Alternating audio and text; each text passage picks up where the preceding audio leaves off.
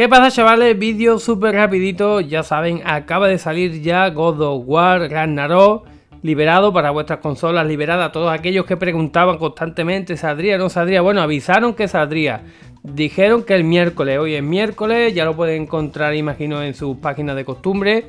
Yo lógicamente no te voy a dejar ningún link ni nada, simplemente te voy a dejar mi grupo de Facebook de PlayStation 4, donde seguramente alguien acabará compartiéndolo por ahí. Pero antes de nada, antes que vayas corriendo, te voy a comentar el tamaño que tiene, porque es bastante grande, ¿vale?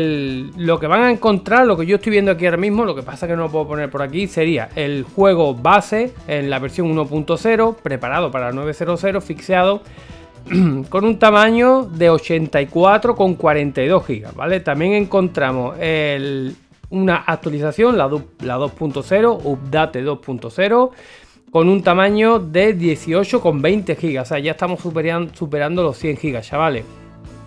Luego también un desbloqueador de algún DLC, que estoy viendo yo por aquí, pequeñito, que esto tiene 1,74 megas. Y por último, también han añadido un digital artbox, ¿vale? Y soundtrack, ¿vale? Las imágenes y, digamos, el sonido original también para 900, y esto pues tiene tamaño 1 GB, 998 megas, ¿vale?